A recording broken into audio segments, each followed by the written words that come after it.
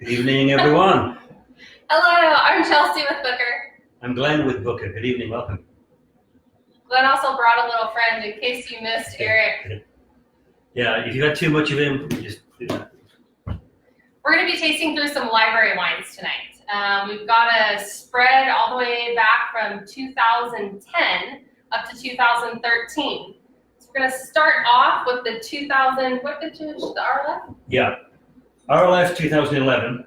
Perfect. So RLF was a wine that was created to commemorate Lisa's father, Randy Lee Fannin. And I think that our hope behind this wine was that we created something that people wanted to share with friends and family. This was really, truly a wine that was meant to be opened with friends. So the 2011 vintage is a blend of 38% Syrah, 26% Tempranillo, 18% Grenache, and 18% Mourvedre. So what are you picking up from this wine, Glenn? Definitely has some aged qualities to the fruit. The analogy I like to use is when you, if you have a young wine, pretend that you're walking down the fresh fruit aisle of the grocery store or the supermarket. And so a young wine typically displays fresh picked raspberries, strawberries. If it's a white wine, it could be fresh apricots and bananas and melon. But as the wine ages, it tends to sort of go more towards the organic aisle where you see the dried cherries and dried plums, dried apricots or dried pineapples if it's a white wine. And it's definitely, there's an evolution of the fruit to that style, which is beautiful. I want to interrupt Glenn for a minute. I almost forgot. I know that you guys are used to playing a drinking game with Eric for every time that he cusses, and I have a little modification.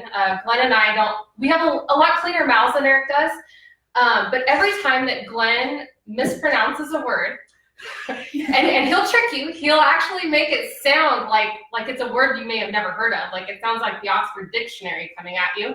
But every time he mispronounces a word, you can drink twice. Okay. Feel free to hit me back if you have your own drinking game rules. No, I don't. Not yet. If I think of something, I'll let you know. Yeah, so some nice sort of aged fruit, but like always, I've always felt the wines from Booker have a beautiful spice and savory note to it. It's not always fruit driven. There's elements of spice and savory, which obviously develop as well. So I love thinking of wine in terms of food. Eating and drinking are like my two favorite things in the world. And I cook almost every night, and it's actually been funny since we've been starting these lives every Tuesday and Friday night. I have a lot of Booker members and clientele who've begun to follow my personal account, and I post a lot of food pictures. So I've been sending recipes out all week long. And so I want to tell you what my first thought is to pair this wine with. When it was 2 years ago, I went to Barcelona and I actually took a cooking class while I was there. We cooked paella, and this is exactly, this is a perfect paella wine. We had 2 spins on it, and if you want the recipes, I'm happy to share them with you. I have one that's kind of like tomato and mushroom based, and then another one that's based with prawns, and lots of bell peppers and some asparagus and English peas. But definitely wine with food is one of my favorite things.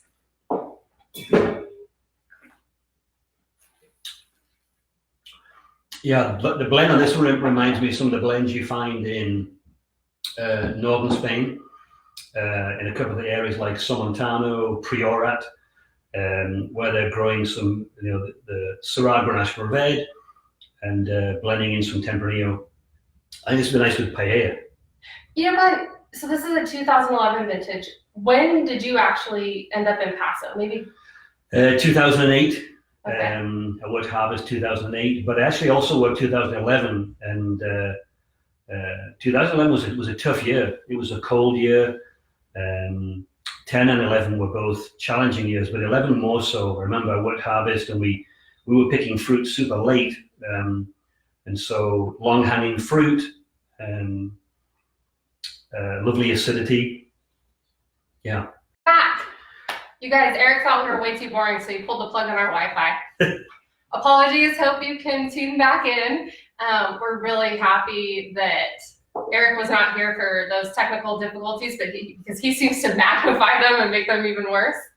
But Glenn, let's spice things up a little bit. We're getting into our 2010 Alchemist now. Tell me about what's the funniest thing that's ever happened to you at Booker, or the funniest thing that's ever happened to you in a tasting room, or most embarrassing moment? Oh, crumbs. There was one time I was working in a tasting room. It was one of the funniest things. And the tasting room had 2 tasting bars, and I was there with my best friend, he was my roommate at the time. And a group of girls came in, about 8 girls. And Mike, he's my old roommate, he was a good-looking guy. And so he sees these girls walking in, he's got a big smile on his face. And I walk over to say, hey, do you need any help? And one of the girls said, oh my God, you've got an accent. And Mike just said, okay, I'm out of here, they're all yours. And everyone sort of laughed. That was a funny thing. But the other funny thing, at the same tasting room, everyone used to say, oh, you've got an accent. And so the joke was that I was from Texas because I had a funny accent. Texas? Yeah, I know it's not that funny, but everyone used to laugh about it. I don't know. I think your accent has evolved over the years. I don't know that you're through and through English anymore. You've come up with this whole different cultural dialect. Yeah. You invent your own words and everything. Mm-hmm. Well, I've had to change words like bonnet, which is hood, and then... You can definitely drink for that one. Bonnet? Like the hat? No, in England, the front of your car is called the bonnet, whereas here it's called hood, and then and also the back is, what do you guys call it? The trunk, it's called the boot. And interesting. So when you change word, and garage, what do you call garage? Garage, you could definitely drink for that one too. All right, guys, moving on to our 2010 Alchemist. So this is, if I had one request from all of our viewers tonight, I want like literally 1,000 emails or comments or anything from you to try and give me ammunition to convince Eric to bring this wine back. When I first started working at Booker, we were pouring the 2009 Alchemist in the tasting room. And we called it Alchemist because every year the blend was a composition of all these different parts of the vineyard. It was supposed to be something where you're blending varietals that don't normally go together. And you're just representing the different parts and the vast variety of what we can grow on Booker and kind of throwing it all together. And the running joke was that Alchemist turning lead into gold? We called it liquid gold because it just like sold like wildfire. Everybody loved this. Everybody wanted a bottle. But there was one problem. TTB, Tobacco Trade and Alcohol Bureau, which regulates all of your labels and what you can say, what imagery you can have on them. They denied our cola request for this on the premise that we cannot sell an alcoholic beverage that is promoting that it has magical healing powers, which is really ironic because I think there's actually something called, have you ever heard of the J-curve? No. So there's something called the J-curve, and I don't know if this is like a Wikipedia thing or science actually backs this up, but supposedly if you follow the J-curve and you drink a certain amount of wine every night, it actually can extend your life. So... Isn't there a beer called the Alchemist or Alchemy or something as well? A what? There's a beer. A beer? Yeah, I think there's a beer called the Alchemist or Alchemy or something like that. If there is, they definitely don't have a cola. Yeah. So we ended up, and what's kind of cool about tonight is we ended up changing the name from Alchemist to Remnant. Remnant was kind of like a black label wine that Eric had produced back in 2005 one time. And we actually did have a cola for that wine, so we just kind of slid it over and changed Alchemist's name to Remnant. And then a few years later, just to keep you guys confused, we changed it back to Booker Estate. So the 3 wines that we'll be tasting actually are all the same blend intentionally. They just have different names. So whatever you've got in their cellar, whether it's an Alchemist, it's a Remnant, or an Estate, you're on board with us with exactly what we're tasting. So what are you getting from the 2010? Oh, wait. One more story. Sorry. Go for it. 2010 Alchemist. So this was really funny. So this label, if you can see, I'm gonna bring it up close. Wait, turn that way. It's all backwards. That way. This label was originally just like our classic Booker labels, where it had our Booker logo and it said Alchemist really small at the bottom. And we ended up changing it. And the idea was so that it wasn't something recognizable from the Booker brand. And I remember some of the people on the Booker team at the time absolutely loved this label. The idea was that it was kind of supposed to look like a medicinal bottle, like an old, something in like a laboratory or something. A chemist shop. Exactly. Pharmacy. And I remember a guy from New York called me and he was asking me, he's like, are you serious? He's like, I bought this wine last year and it was great. He's like, it looks like you printed these labels off of Microsoft Word. He was so upset over the labels. And then we ended up designing it one more time for our extended age vintage. It was a really cool label, but we switched with the next vintage to Remnant. Cool. So what are you picking up from this one? So just to remind you, we're on the 2010 Alchemist. So this is 80% Syrah, 10% Cabernet Sauvignon, and 10% Petit Verdot. When we opened these, initially smelling it, it kind of reminded me of it reminded me of an old world wine, like Italian, Spanish, and I think it's because it's got a bit of leather, a bit of tobacco, cinnamon, nutmeg. It's got a lot of spice to it, as well as some beautiful fruit. Okay, so I'm going to completely disagree with Glenn. I think this is California through and through to me. On the nose, I get on the palate for sure. Yeah, on the palate. Okay. This is a little old world. Yeah, it's leathery and it's delicious, and it's dry. Red wine, it should be dry. I think it's been nice with lamb, slow roasted lamb. What would I eat with it? You would have to have mushrooms. Mushrooms? Yeah, definitely. Those big, what kind of those big mushrooms? Portobellos? Yeah, the big portobello mushrooms with some goat's cheese. I dig that. And a bit of balsamic reduction. Actually, who makes a great mushroom dish is downtown Hash. Fantastic mushrooms. That would be great with Alchemist. Yeah. And to circle back on my thoughts, so I want 1,000 emails from everybody promoting that you want us to bring Alchemist back, because I have a trick in mind that I think I can pass through TTV compliance, and we can bring this wine back. So send me 1,000 emails and we'll make it happen. We'll peer pressure Eric. Yeah, cool. All right.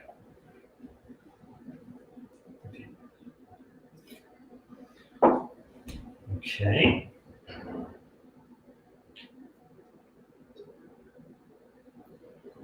I didn't prepare any rapid fire questions tonight for Glenn. I was kind of thrown at this last minute. Eric, That's how we work here. Yeah. We're very reactive. We are. We make magic happen at Booker. But if you have any rapid fire questions for me to ask Glenn, feel free to throw them out there. Or if you just have any crazy complicated words you want him to pronounce. There's a bunch of comments there. I can see it all. I can't see anything. I'm so blind. Okay, so 2011 Remnant. All right, you guys. Actually, this is one. I'm not going to say names. Maybe I'll say names. But you know who you are. So this is the extended age version too, age 22 months in friendship. So when I graduated college, I started working at Booker, and my first release, first Booker Wine Club release as a full-time employee was the 2011 extended age vintage. And I remember driving to work. I remember the song and everything, driving to work in my car that morning, and I was thinking, man, this is going to be the greatest release that Booker ever has. Eric is going to be so proud. He's going to think, wow, that girl's kick-ass.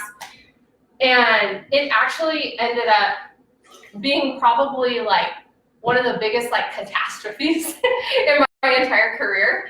I vastly underestimated the demand compared to the amount of cases that we had bottled, and we completely sold out of wine within less than 2 minutes. We crashed our website. I oversold hundreds of cases. And the people that I want to tell thank you to, I actually called people and bought back their wine so that I could, like, let's say Glenn had bought a case of wine from me. I called him and said, I have good news and I have bad news. What do you want first? The bad news is that you can only have 2 bottles. The good news is that I saved you 2 bottles, and by you giving me back 10 bottles, I can make 5 other people happy with those 2 bottles. Wow. And I also got to give credit to Eric because he hopped on the phone with me and made a few hundred phone calls. But 2011 Remnant Extended, it was like the only wine that I had somehow salvaged. I think because we had changed the name and everybody was kind of unprepared for this new SKU to come at them. But I had like 14 cases that I had to use to kind of make everybody happy for the other 4 wines that instantly sold out. So this vintage was definitely a learning experience. It's very symbolic for me. Rise up from your mistakes. Good job. So this is the extended age, so 22 months, 2011 vintage Remnant. We have 55 Syrah, 14 Tempranillo, 11 Petit Verdot, 10% Grenache, and 10% Mourvedre. Okay, I just got an idea. So the next wine, do you have a little white paper over there? Yeah. Can you give that to me? Thank you. So this is Glenn's cheat sheet on the blends. So we're going to test his sommelier experience. And when we go on to a state next, we're going to have to guess. And every time he gets one wrong, you guys have to drink. This is even better than the Eric Jensen game. So what do you want to do? Well, you I did this one already. first. Yeah. Well, so we gave you the blend. 2011. We talked earlier about 11 being that challenging vintage, and it's definitely, this is lovely and bright still, lovely bright and fresh and crisp. Okay, so I'm going to say that I would pair this with tacos. This is a fun activity for you guys to do when you're in quarantine. Almost every single Tuesday, I make tacos, and the trick is you can like literally throw almost anything in a taco. You can make cauliflower. I have like 6 different recipes for cauliflower tacos. You can make lentil tacos. Or tonight's Tuesday, actually. I'm going to make chimichurri potato tacos. So I'm going to roast these fingerling potatoes and coat them in like a chimichurri sauce with like a little bit of queso fresco and spinach leaves. So tacos. Yeah, Via Creek restaurant used to make a taco like that, a potato one. Yeah. Yeah. It's my favorite. Yeah, this is lovely and dry. Delicious. It is. This is really good, actually.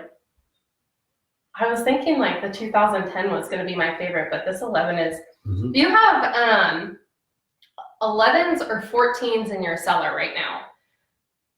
It's funny, 11s and 14s, those 2 vintages reminded me of each other, where initially right off the bottling line, they just weren't like, our 2010s spoiled us where you could just drink them immediately and they were gorgeous.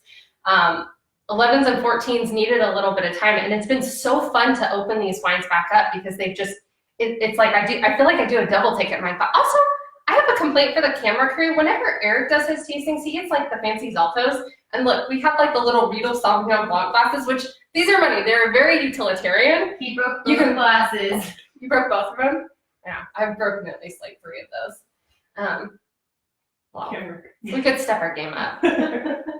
We can do better than that. I like this glass. It's a good glass. It is, and you know what's amazing?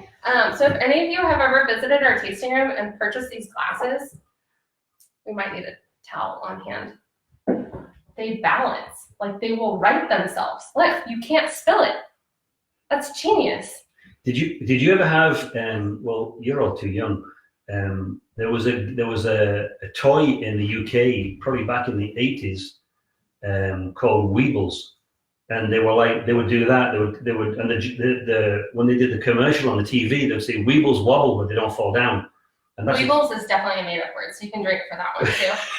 But that's what they do. They used to do that. They would know, and they used to. You could play bowling. They get a ball and they'd fall over, but they would never.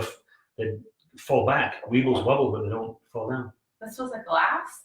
Or was it a game? No, they were like a weighted little toy, and there was a whole family of them. And the idea was to knock them down, but they would go over and then come back up. Weebles wobble. Google it. All right. English toys from the 80s. From the 80s? Yeah. Okay, maybe the late 70s. Glenn's like old enough to be my dad now. Yeah, it's okay. It's okay. You are a dad. You're a good I dad. am a dad. My daughter will be 18 next Friday. 18. Oh my Yeah. gosh. That's a Yeah. milestone. Yeah, but she's stuck at home. Bless her. Well, I'm trying to get her out here for the summer, so we'll see. Once we open up the airlines. Yeah. We'll get open again. We can I know. go to restaurants Visit and us. go to wine tasting rooms and get back to some kind of normal. I like that. It's nice. All right, Glenn.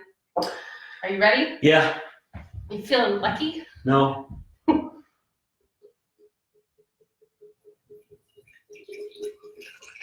Okay, so 2013 estate. I'm going to make you guess, and every time you get it wrong, I'll give you some sort of clue. But my clues won't be probably nearly geeky enough for you, so I don't know if that will actually help. Okay. All right.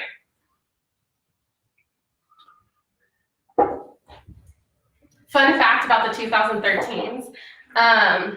You may have noticed through all of our social media efforts that Eric is classic at coining like phrases or mottos or words to live by. And our staff, we like recycle these into a million inside jokes with our team. 2013, the buzzwords were Holy Grail. We walked around all year long saying that this was our Holy Grail vintage. So hopefully it's holding up. Yeah. Got some good tannins there. And 13 was like that. 13 was one of those years with good tannins. Wow. Can you tell me how many varieties are in it? Well, no, that's a clue. You have to get one That's a wrong, clue. and then I'll give you that clue. Okay, so I would say, what do you want percentages too? Ooh, give me a varietal, and then I'll make you guess the percentage. Okay. So then at least somebody can have a drink. Okay, Syrah. Yeah, Syrah. Okay. Syrah, I would say 40%. You are absolutely wrong. Drink. Drink slowly. Sip your wines. Nobody likes to chug wine. I'll pour you some more if you need more. You gonna give me a clue, more or less? Oh yeah, I have to give you a clue. More. More Syrah, okay. Okay, 60% Syrah. More Syrah. Wow. Crumbs. 75% Syrah. Okay. Is anybody else guessing with us? No, they know what it is. We gave it to We them. gave it to Wow. So then I'm just gonna have 2 games going at once. Yeah. Okay, we gotta plan through. We gotta think through Okay. this a little bit better next time. Yeah, it's more. It's more than 75. Let's guess another varietal. Petit Verdot, Yes. 5%. Wrong. There's some like little bit of satisfaction in just getting to tell a man that he's wrong. There. Oh, hey, I'm happy to admit when I'm wrong. You are very gracious, Glenn. It's more than 5%. Nope. So Less. so 3%. Petit 2. Verdot. I'm gonna give you that one. Okay. 2% Petit 2% Verdot, Petit Verdot. an unknown amount of Syrah. What's the next varietal? A little bit of Grenache. Wrong. No Grenache, No Grenache. whatsoever.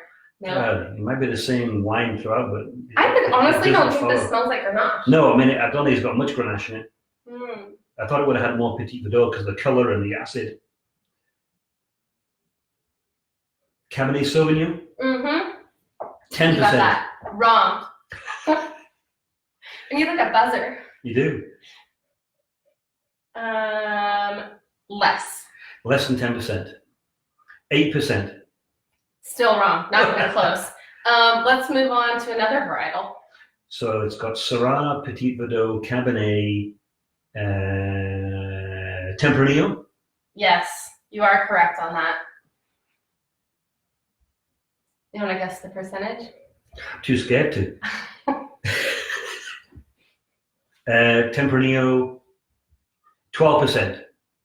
That was actually pretty close. It's 11%. Oh, phew. All right, now double jeopardy.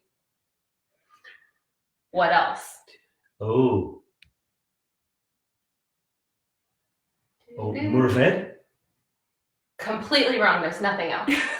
Yeah, darn. It's 84% Syrah, 11% Tempranillo, 3% Cab, and 2% Petit Verdot. Wow. 2013 Booker Estate. Wow. Does it taste different now that you know the blend? No, but it just, I guess, maybe the vintage is reminiscent of a lighter Syrah in color. Or maybe it's just aging. 13. It's funny, you really do notice, like, Tannin. from top to bottom, like, there's such a difference between these years. I have only worked in the wine industry for Eric. And so that has definitely, like, swayed my perception of wines and what I think about aging them in certain vintages.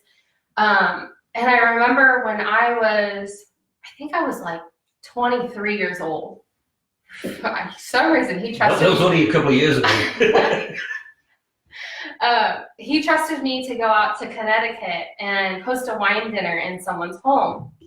And it was amazing. It was this incredible home. And it was like if I had, what do they call it? Like fictive parents or something that lived across the country that we've never met before. Like they would have been it. Fictitious. Fictitious? Is that what you say? Fictitious family? Take a drink. Take a drink? You pronounced it wrong. Look at Glenn. He's sassy. So fun. Here, let's fill you up. Keep this going. So anyways, we did this dinner. I don't remember what vintage we were pouring at the time, but I remember they kind of as a treat, the owners of the home pulled from their cellar a couple of 2005s and we poured them. And I remember I was like, so I had never tasted an '05 Booker at that point. I'd only been working here for a couple of years and everything was total disarray at that point. We had like, our library was like all over the place. We'd sold out of vintages and everything. And I was so shocked at how, I have to say, like, I was so shocked at how fresh and how bright they were. I was really impressed, and it's interesting to see how these different vintages evolve over time. And I think when you find, like for me, the 2010s, like honestly, I think year one, open them. They were so good. Like that's what I liked. The 2011s and the 14s, like I'm enjoying them right now. I think they've aged beautifully. Mm-hmm. But if you like a certain vintage, if you know how you like to drink it then. Yeah, exactly. And I think getting through the fruit thing, if you like dried fruit, then potentially you could like older wine. I have a funny story about a library wine. There's a local radio station down in San Luis Obispo. It's American General Media. And there's a bunch of great stations, but there's a couple of guys, Adam and Jeremy, they're called the Cork Dogs, and they do a show daily, and then they go up to vineyards and do vineyard tours, and they go to a lot of the events like World of Pinot and Hospice de Rhone, and they do a show and they interview winemakers.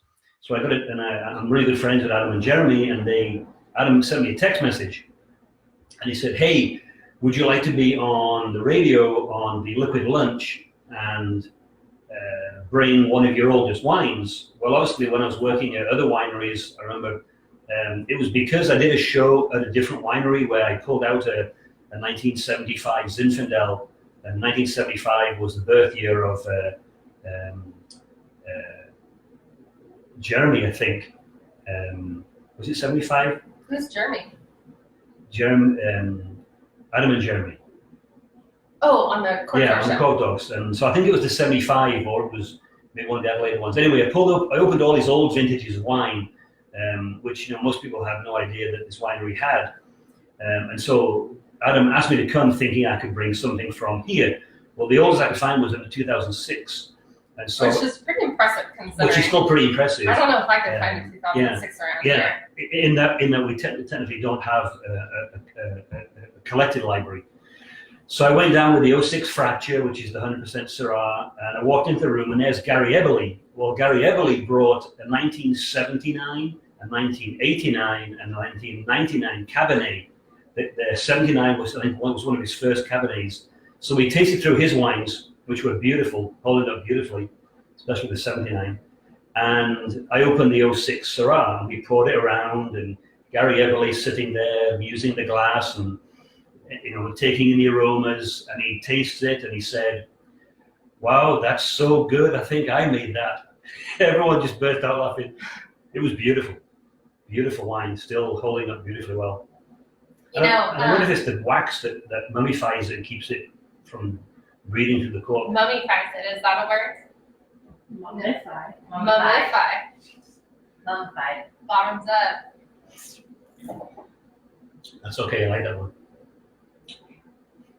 All right, well. Do we have any questions? Nothing? No questions? Well. Debbie Allen said crumbs, ? Because you said the word crumbs. I think she wanted to know what that meant. Crumbs. Debbie Allen has a husband with a wonderful accent as well. Crumbs, it's like, oh goodness gracious me, or whoops-a-daisy, or Whoops-a-daisy. You say that one a lot. heck, yeah, it's just like, with you crumbs, it's like, it's a polite way of saying something else that Eric might say. Eric and polite. yeah, I say crumbs, he says something else. Yeah, crumbs, that's it. Any more questions? Well, Glenn actually kind of triggered, I'd forgotten about this. So we actually dug through our cellar to kind of justify, opening up these library wines. And originally I found 8, but I guess 2 people have already purchased them, so we only have 6 left. We have a library bundle on our website of 3 2011s paired with the Coravin kit. I believe it's 2011 Ripper, 2011 Vertigo, and 2011 Oublié. And then we also have a Vertigo vertical, which is cool. So I only have 24 of these left. Somebody bought one this afternoon, and it was so clever what they did. I believe on the website I have 2015, 16, and 17 extended age versions of Vertigo, and I want to say they bought a 2018 or a 2017 Vertigo as well to kind of pair and make it a 4-bottle Vertigo. Wow. That's another thing, another activity at home. If you have bookers in your cellar and you have the same vintages, let's say you have a 16 and a 16 extended in Ripper, open them side by side and taste them. It's one of our funnest activities. Funnest is not a word, I'll drink for that. Activities in the tasting room. You have people taste them side by side. And I kid you not, it's pretty amazing. Men tend to go for one and women tend to go for another. I'm not going to tell you which they prefer. I would love your feedback on that. They say that women have more astute palates and a better sense of smell. It's very true. Yeah, thank you, Glenn. Very true. But that would be a fun activity. And don't ever hesitate to ask. If there's ever something special that you're looking for, ask me. If I have it, I'm happy to offer it to you. But we don't have a very substantial library, unfortunately. No. What else? What's a good closing note, Glenn? What are you going to do this weekend? It's Memorial Day weekend. Drink and sleep. What about the 6 o'clock show that I've got tonight? Tell them about that. You told me. I don't know Okay, anything well, about that. Okay, so if you're interested in continuing to watch some Booker live experiences tonight at 6 o'clock,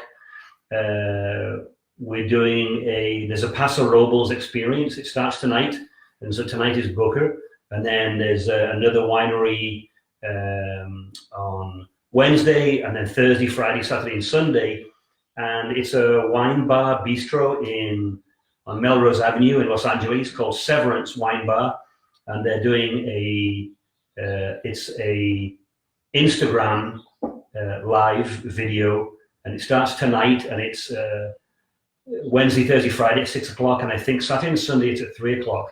There's a bunch of other wineries. Off the top of my head, I think Alta Colina's doing one, Caliza's doing one. I forget the other three, sorry. But starting tonight at 6 o'clock on our Instagram, on the Booker Instagram page. Cool. And we're going to be tasting Oublié, the current vintage of Oublié, with a little surprise tasting as well. So, Nice. yeah. Sounds good. Yeah. We got you all tuned up. A little wine in your system. It'd be a great tasting. Yeah. Awesome. Well, thank you guys for tuning in with us. And we look forward to opening back up and welcoming you back in Paso very soon. Yeah, hope to see you soon. Cheers. Cheers. Have a good night. Cheerio. Happy Tucker Tuesday.